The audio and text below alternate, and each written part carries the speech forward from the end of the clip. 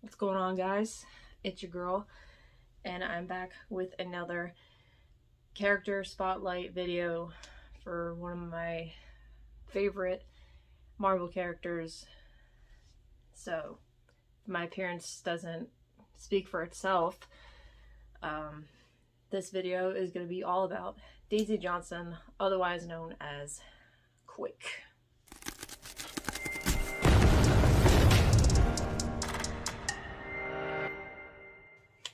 So, Daisy Johnson. She is, like I said, one of my favorite female Marvel characters, and it's pretty much all thanks to watching Agents of S.H.I.E.L.D. I had a slight idea of who Quake was before watching the show, but like after I started watching it and after she really became like her character, or who she was meant to be, then I really started like loving her a lot. And in my opinion, I think she's pretty underrated, and I think she could do some real damage with the Avengers. Marvel, just saying. Just please consider it if you're not already. Before I get too much into her character and talking a little bit about the TV show, I just want to give a quick spoiler alert. If you had not watched Agents of S.H.I.E.L.D., just be warned. I will be talking quite a bit about the show. Or not too much, but still. So, spoiler alert. But anyway, Quake, in the comics, she first debuted in Secret War #2. And she was created by Brian Michael Bendis, who is amazing. I love his work. There's a lot of great stories, and I have to say I'm glad that he created this character because she is such a badass, and I love her. And also, I need to thank Chloe Bennett for portraying her in Agents of S.H.I.E.L.D., even though at first she wasn't named as Daisy Johnson. She was named Sky, which was her name that she gave herself. So basically she, like in the TV show, she was basically an orphan, or so she thought. She jumped around from orphanage to orphanage, and so it wasn't until later on that she found out that she was special, and by special I mean inhuman, which she also is in the comics as well. So just wanted to show some covers I got of Quake. So this is obviously based on the TV show. This is when she goes through Terrigenesis and gets her inhuman powers. And so her powers basically are, she can manipulate vibrations. So she's basically a walking earthquake. So, like, I'm sure there's, I mean, obviously everyone has their limits, but I'm sure she's a lot more powerful than she thinks. And I know one instance in the comics, she literally made Wolverine's heart explode by quaking it. And so, yeah, if she can make Wolverine's heart explode, then that's pretty powerful in my opinion. So, in the show,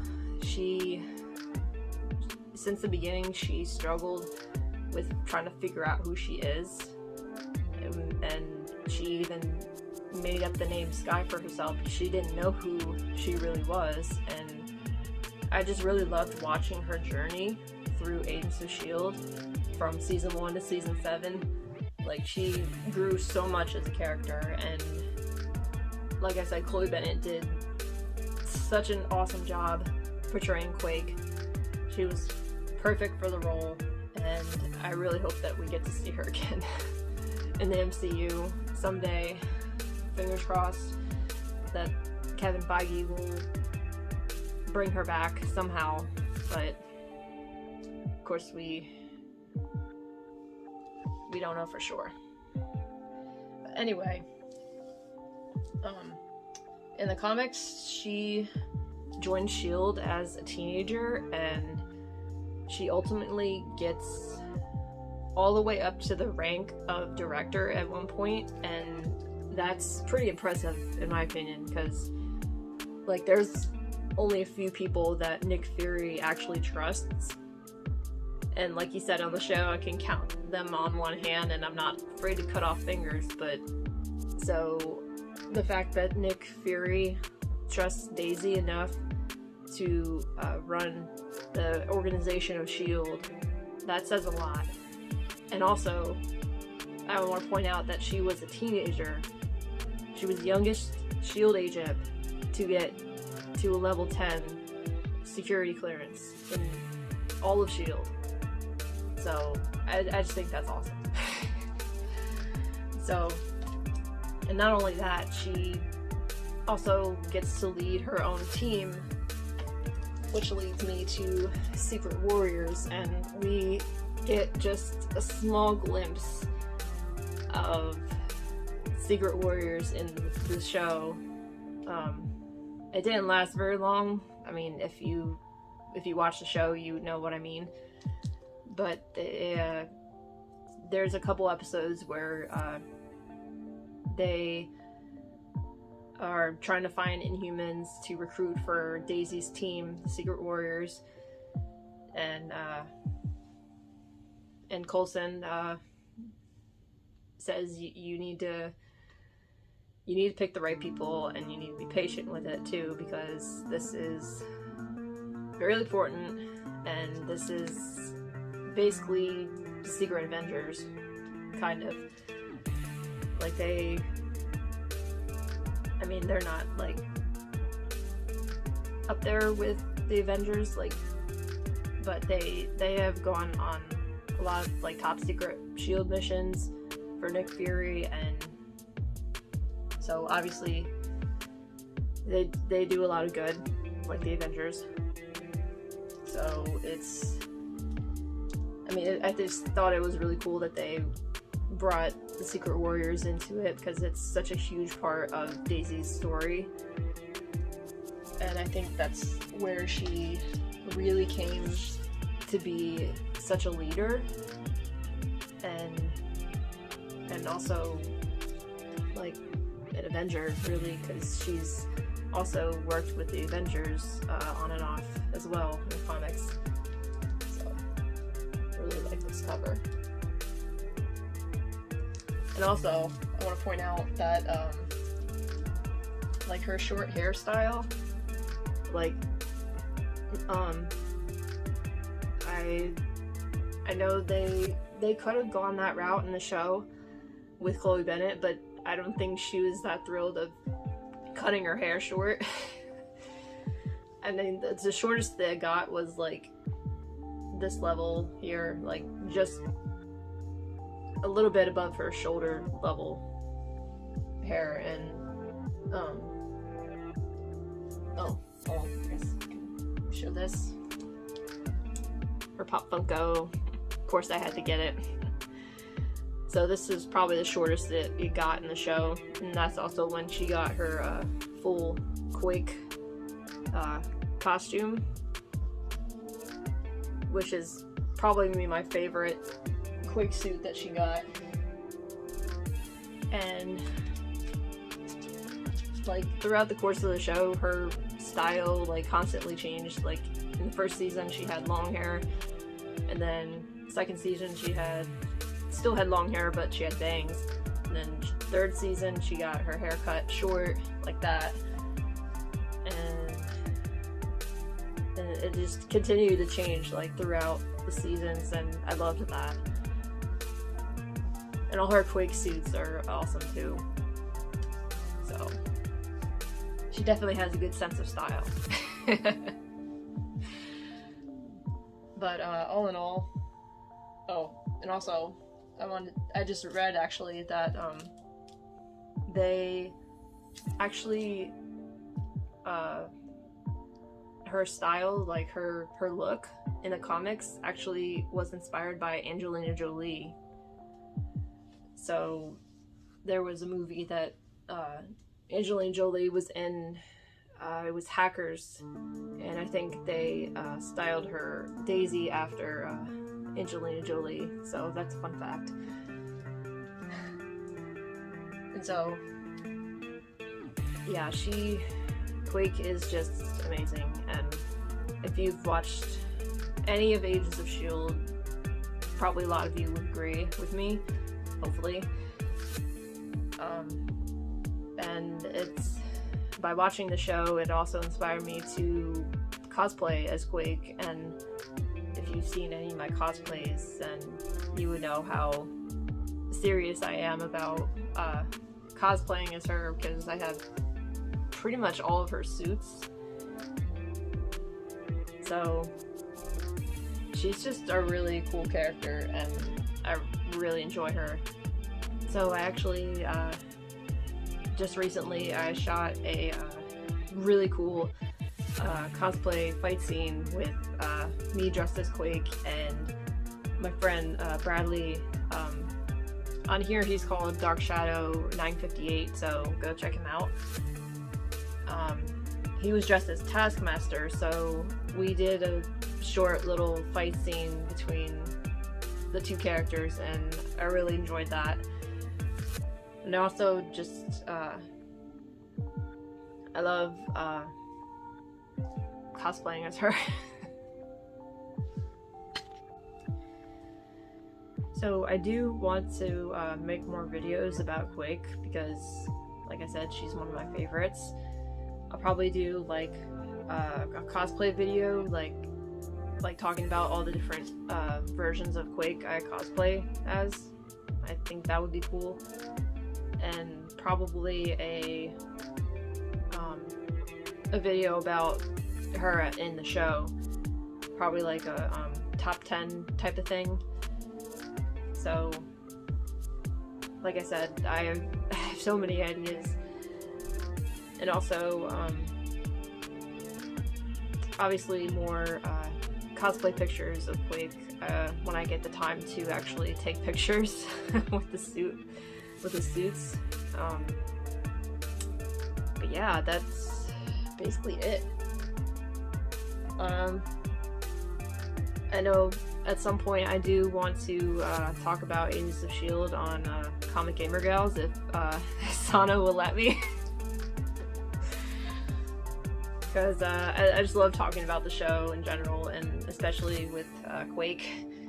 Like this shirt is actually a poster on the show.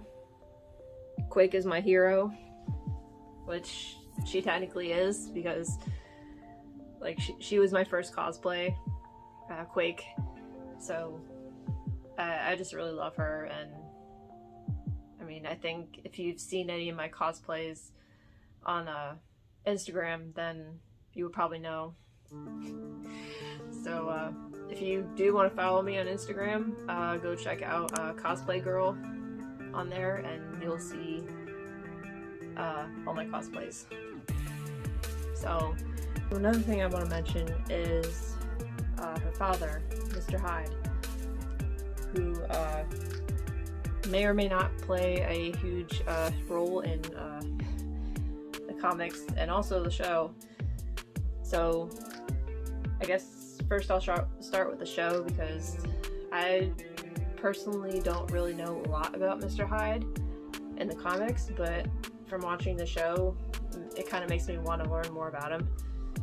But in the TV show, he comes into her life in season 2, and she's been on this quest to find out who her parents are and where she came from, or who she is in general. So when she finally finds her father, she's pretty horrified because of all the things that he did to get to her and to meet her, and So once she realizes how much of a monster he is, she just automatically just pushes him away and just tries to put as much distance between them as possible. But on the flip side, when she meets her mom, which somehow, well, not somehow, but her mom's still alive, she finds out, and she automatically accepts her for who she is. But then at the end of the season, as season 2, she realizes that she made a mistake trusting her mom, and I'm not gonna say why, but it's kind of funny how it ended up being her father that really cared for her, even though he had a really twisted way of showing his love for her. She definitely did not agree with things that he did to get to meet her and everything. So, and then in the comics, on the other hand, they definitely have the same kind of relationship. I mean, he's Mr. Hyde, so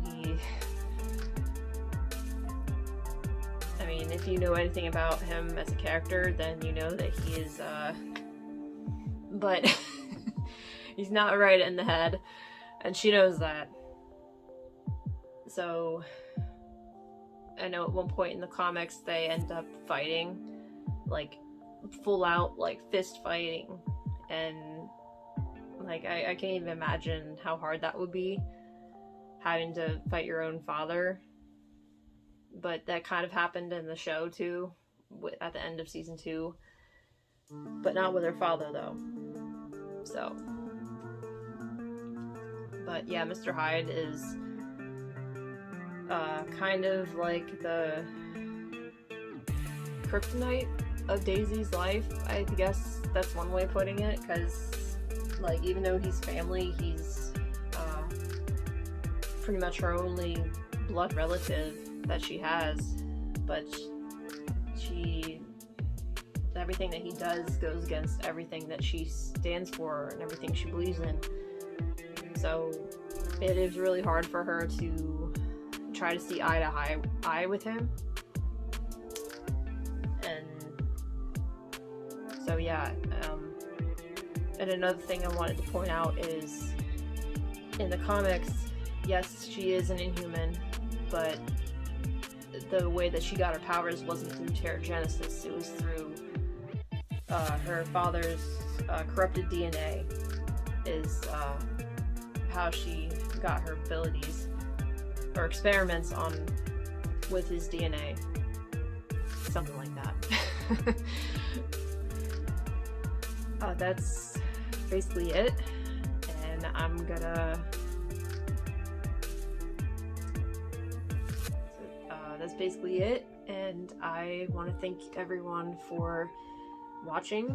I hope you learned something new about this amazing badass character, and I hope everyone has a fantastic day. So stay fantastic, y'all. Peace.